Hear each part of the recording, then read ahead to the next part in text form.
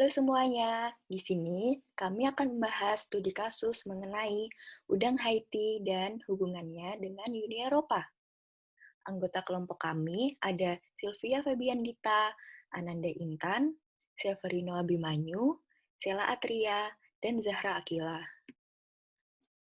Outline presentasi kami yang pertama ada what's going on, lalu findings, discussion, recommendation, dan yang terakhir implementation.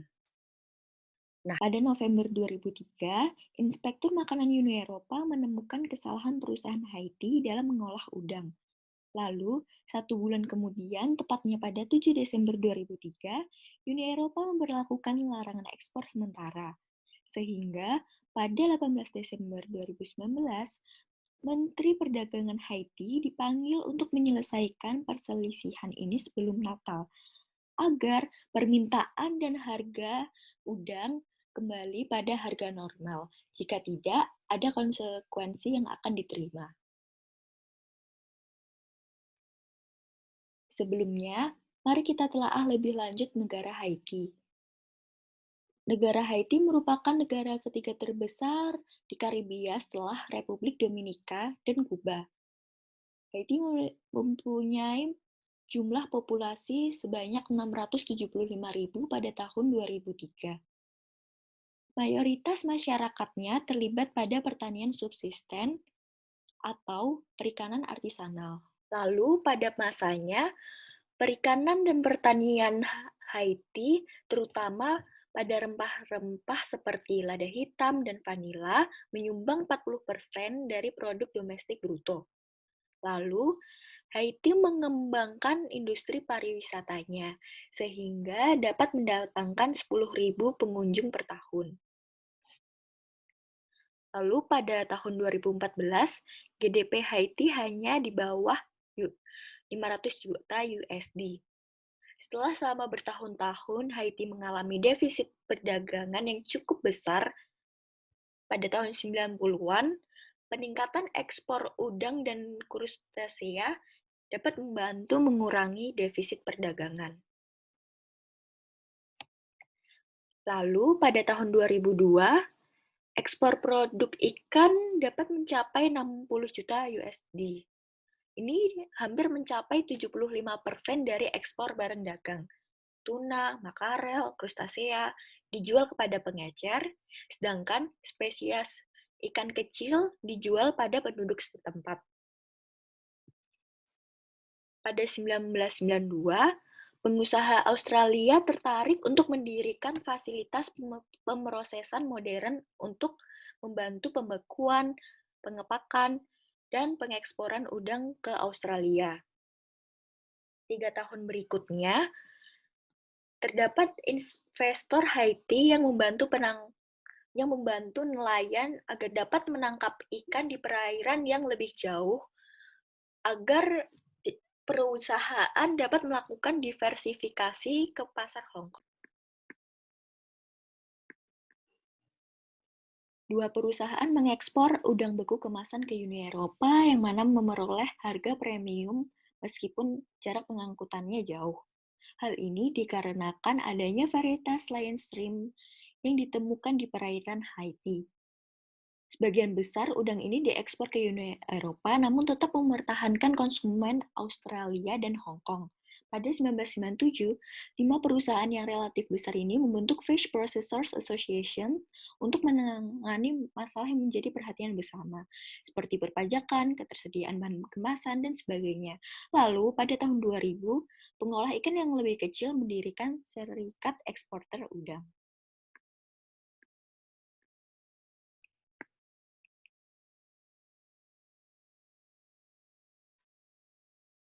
Survei yang dilakukan oleh Kementerian Perikanan pada tahun 2016 menyatakan bahwa sumber daya udang atau krustasea dalam radius 50 mil dari Hispaniola ditangkap secara berlebihan.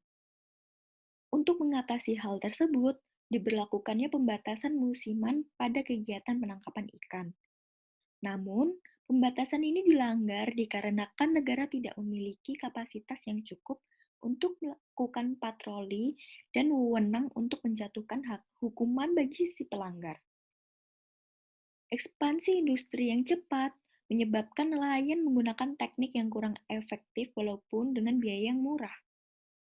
Dikarenakan kendala sumber daya, industri secara keseluruhan hanya beroperasi 50% dari biasanya. Ini tentu saja melemahkan keuangan beberapa perusahaan. Masih banyak di antaranya yang melayani pinjaman berbunga tinggi dari investasi modal. Lalu karena perusahaan ingin mengeluarkan biaya dengan seminimal mungkin, perusahaan mengerjakan staf dengan skill yang rendah, lalu mengurangi perawatan kapal, peralatan perusahaan, pabrik, dan sebagainya. Dengan ini, pemerintah pun mengambil andil dengan melakukan pengawasan terhadap industri udang yang terfragmentasi di bawah pengawasan Kementerian Perdagangan, Kementerian Perikanan, dan Kementerian Kesehatan. Namun, dikarenakan kerja ketiga kementerian ini kurang maksimal dan masih ada suap-menyuap, masih terdapat konsumen Eropa yang mengeluhkan atau mengklaim kualitas kiriman udang Haiti.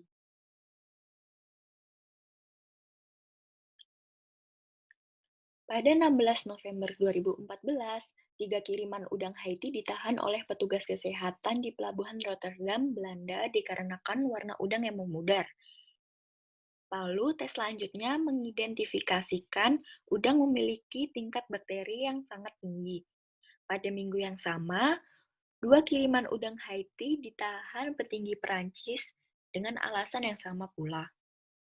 Ini menyebabkan 5 perusahaan di negara Eropa lainnya ikut menahan dan menguji udang kiriman Haiti. Dikarenakan hasil tes pengiriman yang buruk dan ditemukannya kadar residu berlebih dari sulfur dioksida dan disinfektan, beberapa kiriman udang dihancurkan oleh negara penerima, sehingga Uni Eropa kemudian memberlakukan larangan ekspor sementara. Sebelum terjadinya pelarangan, sekitar 80% ekspor udang Haiti dikirim ke Uni Eropa, 10% ke Australia, 10% ke Hong Kong, dan negara Asia lainnya. Setelah adanya pelarangan, eksporter Haiti mencoba untuk memasarkan kembali produk yang terikat pada Uni Eropa. Tetapi kontrak yang tersedia hanyalah potongan harga. Lalu kemudian eksporter mengajukan proposal pada retailers Amerika Utara. Ini juga menghasilkan kesepakatan dengan bunga dengan harga yang jauh lebih rendah daripada yang dibayarkan oleh Uni Eropa sebelum November. Ditambah, mereka lebih berhati-hati bila ingin membeli udang dengan jumlah yang besar karena adanya larangan Uni Eropa. Lanjutkan menjelaskan tentang presentasi mengenai artikel Haiti yang di-ban oleh European Union. Ya, tentunya kita tadi sudah mengetahui masalah-masalah yang terjadi, isu-isu yang berada di Haiti sendiri, khususnya dari perikanan, lalu adanya masalah di kesehatan, dan makin krusial masalahnya ketika European Union melarang ekspor dari Haiti. Saya menggunakan teori dari Hexer-Ohlin. Ini adalah foto dari Elie Hexer dan Bertil Ohlin dalam bukunya Interregional and International Trade pada tahun 1933. Mereka menjelaskan bahwa perbedaan opportunity cost suatu produk antara suatu negara dengan negara lain, pertukaran dapat terjadi karena adanya perbedaan dalam jumlah proporsi faktor produksi yang dimiliki faktor endomen itu sendiri pada masing-masing negara. Kita bisa melihat dari kurvanya, negara A merupakan negara European Union, negara B merupakan negara Haiti. Kita bisa lihat pada posisi tenaga kerja bahwa negara B, Haiti ini memiliki tenaga kerja yang cukup banyak pada L2, lalu di European Union memiliki tenaga kerja sebetulnya yang lebih sedikit, tetapi negara A ini mempunyai keunggulan pada capital-nya, memiliki teknologi yang lebih maju, pengetahuan yang lebih maju. Nah, sedangkan di negara B, Haiti ini masih kekurangan untuk teknologi, pengetahuan. Oleh karena itu, ini adalah misi Menteri Perdagangan untuk akhirnya melobi atau akhirnya bisa melakukan meeting untuk akhirnya bisa meningkatkan kembali ekspor dari Haiti dengan cara European Union mencabut larangannya Haiti untuk mengekspor ke negaranya karena kita juga mengetahui bahwa Haiti merupakan negara ketiga di European Union sebagai eksportir tertinggi khususnya di kelautan. Lalu dengan adanya Haiti yang bekerja sama dengan European Union, ada transfer teknologi dari European Union ke Haiti. Transfer teknologi atau transfer-transfer pengetahuan yang di Haiti ini belum dikembangkan. Contohnya, untuk menanggulangi adanya pembajakan kapal, Haiti bisa menggunakan teknologi dari European Union yang bernama VMS. VMS ini bisa digunakan untuk mengetahui kapal-kapal yang berasal dari luar yang masuk ke daerah Haiti, sehingga tentara dari Haiti bisa akhirnya menjaga teritorial mereka. Lalu apa manfaat ketika akhirnya European Union dan Haiti kembali bekerja sama? Kita lihat videonya. Yang pasti adanya sustainable pada kelautan itu sendiri, yang sebelumnya hanya bukan berproduksi, maaf, sebetulnya hanya mengambil hasil-hasil kelautan di laut langsung dengan cara nelayan datang lalu menjaring, tapi dengan adanya transfer teknologi dan pengetahuan, di Haiti mereka bisa melakukan sustainable fisheries dengan cara membangun kolam-kolam dan didukung teknologi yang lain.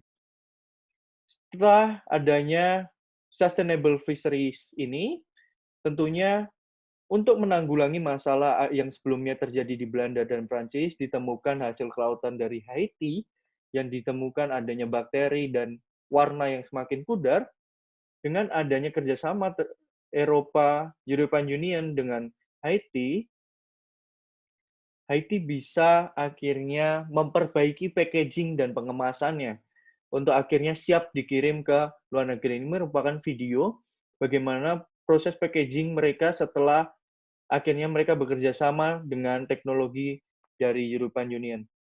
Kita bisa lihat dengan tangan-tangan yang lebih steril, mereka melakukan pengemasan terhadap hasil-hasil kelautan mereka.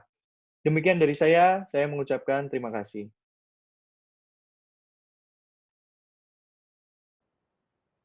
Selanjutnya, kita masuk ke bagian discussion. Berdasarkan diskusi yang sudah kami lakukan, ada beberapa solusi yang bisa ditawarkan untuk menyelesaikan permasalahan yang ada. Solusi yang pertama yaitu melarang Uni Eropa untuk mengekspor komoditas ke Haiti.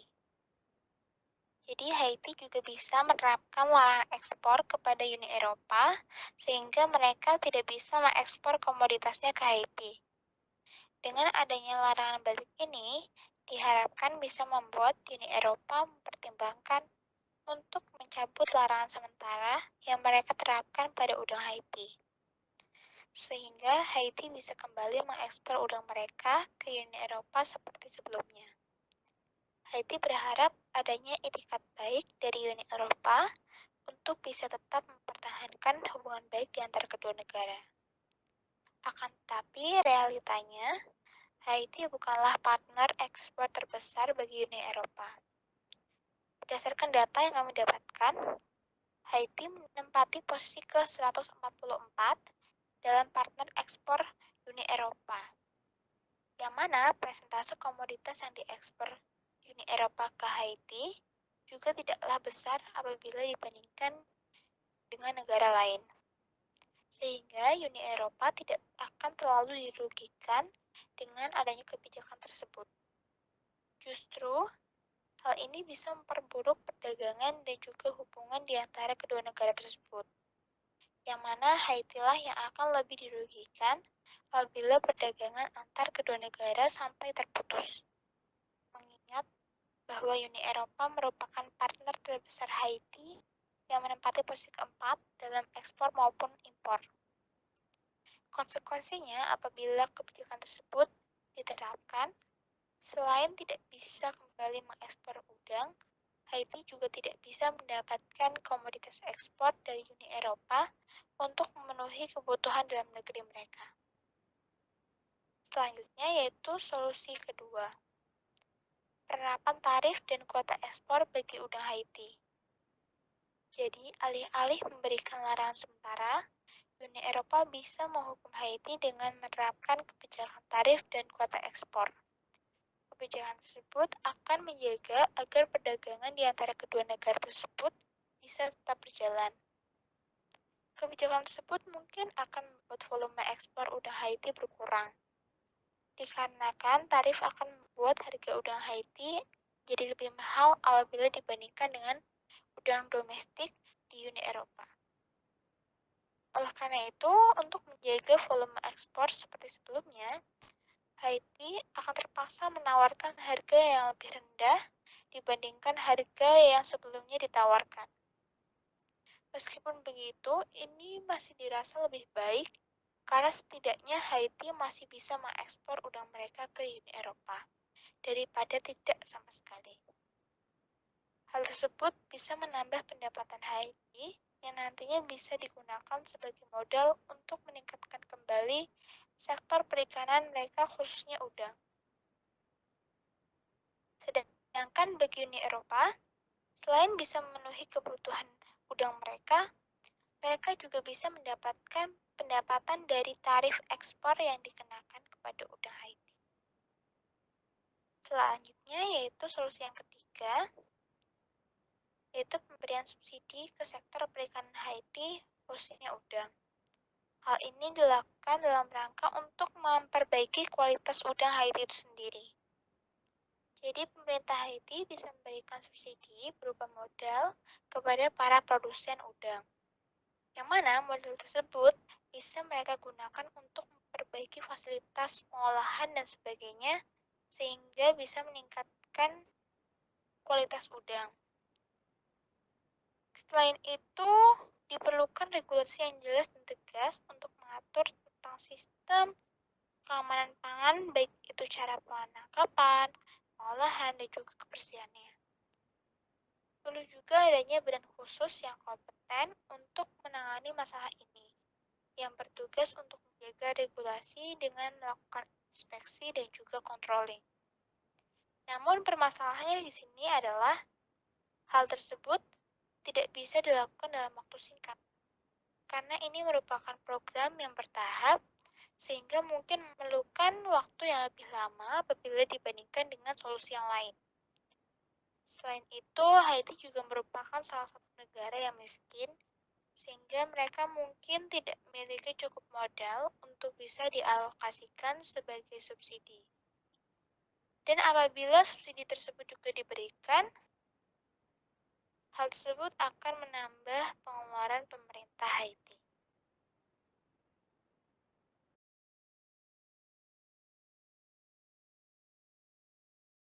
Kesempatan bagi produsen domestik udang di EU untuk meningkatkan suplai produksinya pada tingkat harga yang lebih tinggi. Nah, kita bisa lihat ini ketika harga di EU ini meningkat dari PW ke PT, kita bisa lihat dari PW ke PT ini supply-nya meningkat, sedangkan peningkatan harga ini menyebabkan demand-nya menurun. Oleh karena itu, secara keseluruhan dari import demand curve-nya kita bisa lihat ini bahwa jumlah importnya ini menurun dari satu ke dua, dari titik 1 ke 2 yang menunjukkan bahwa volume impor udang yang diminta oleh EU kepada Haiti setelah adanya kebijakan tarif impor ini menurun.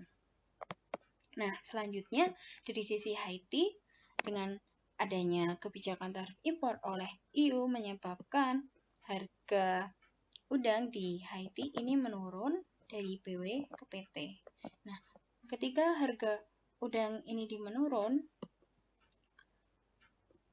supply di Haiti ini juga menurun dari PW ini ke PT menurun. Nah, namun penurunan harga udang di Haiti ini menyebabkan demand-nya meningkat. Nah, tadi penurunan supply di Haiti ini diakibatkan karena penurunan jumlah impor yang diminta oleh EU menyebabkan supply di Haiti ini tuh meningkat. Nah, oleh karena itu ekspor supply oleh Haiti ini akan menurun dari titik 1 ke titik 3. Nah, oleh karena itu kita bisa lihat ketika import demand-nya menurun dari titik 1 ke titik 2 dan sedangkan ekspor supply-nya juga menurun dari titik 1 ke titik 3. Nah, ini akan menyebabkan kuantitas udang yang diperdagangkan ini akan menurun dari KW ke KT. Nah, oleh karena itu pemberlakuan tarif oleh EU terhadap Haiti ini kita pilih menjadi opsi yang lebih baik daripada pemberlakuan larangan ekspor udang oleh EU terhadap Haiti, karena dengan adanya kebijakan tarif impor ini membuat Haiti masih tetap bisa melakukan ekspor udang walaupun volumenya tuh akan menurun dari KW ke KT. Nah, namun ini menjadi konsekuensi yang lebih baik daripada ketika pemberlakuan larangan ekspor udang oleh EU terhadap Haiti yang bisa mengakibatkan Haiti itu benar-benar tidak bisa mengekspor udang ke EU.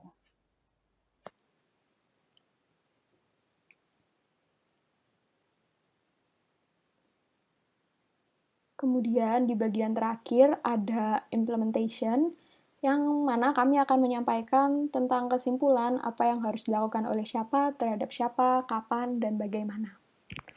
Di sini kami bagi menjadi dua, yakni ada tindakan domestik dan tindakan terhadap Uni Eropa. Di dalam tindakan domestik, di sini kami menyarankan supaya pemerintah Haiti membentuk satuan tugas guna mengawasi kementerian terkait. Dalam kasus ini, kementerian terkaitnya ada Kementerian Perikanan pada bagian penangkapan ikan, kemudian Kementerian Perdagangan pada bagian pengolahan ikan, dan perusahaan perikanan juga, kemudian Kementerian Kesehatan pada bagian uji laboratorium yang terhadap bakteri dan kontaminan berbahaya dalam undang-undangan maupun perikanan. Kemudian ada pembuatan perbaikan terhadap kebijakan yang telah ada sebelumnya. Tindakan domestik ini memang akan memakan waktu yang lama, namun dalam jangka panjang ini akan membawa dampak yang lebih baik terhadap kualitas perikanan dan perundang-undangan yang juga merupakan tujuan dari dibentuknya satuan tugas itu dan perbaikan kebijakan. Untuk mengatasi lamanya pembuatan kebijakan ini, kami juga menyarankan supaya adanya tindakan terhadap Uni Eropa yang akan dilakukan oleh Kementerian Luar Negeri. Kebijakan dan tindakan ini bisa dilakukan dalam kurun waktu yang lebih pendek, karena di sini diberikan waktu hanya 1 minggu, jadi kami rasa bahwa hal ini bisa dilakukan kurang dari 1 minggu. Di sini akan melibatkan Kementerian Luar Negeri yang akan melakukan negosiasi dengan Uni Eropa supaya kebijakan temporary ban bisa diubah menjadi peningkatan tarif. Mengapa demikian? Karena kebijakan temporary ban itu akan menghapuskan hubungan perdagangan antara Uni Eropa dengan Haiti, namun dengan peningkatan tarif, hubungan tersebut bakal tetap masih ada. Namun ada barrier-nya, yakni tarif. Di sini akan membawa keuntungan lebih bagi Haiti karena mereka tetap bisa melakukan ekspor ke Uni Eropa terutama. Mungkin sekian yang bisa kami sampaikan terkait kasus ini. Kami mohon maaf apabila ada kesalahan kata dari apa yang telah kami sampaikan. Terima kasih. Wassalamualaikum warahmatullahi wabarakatuh.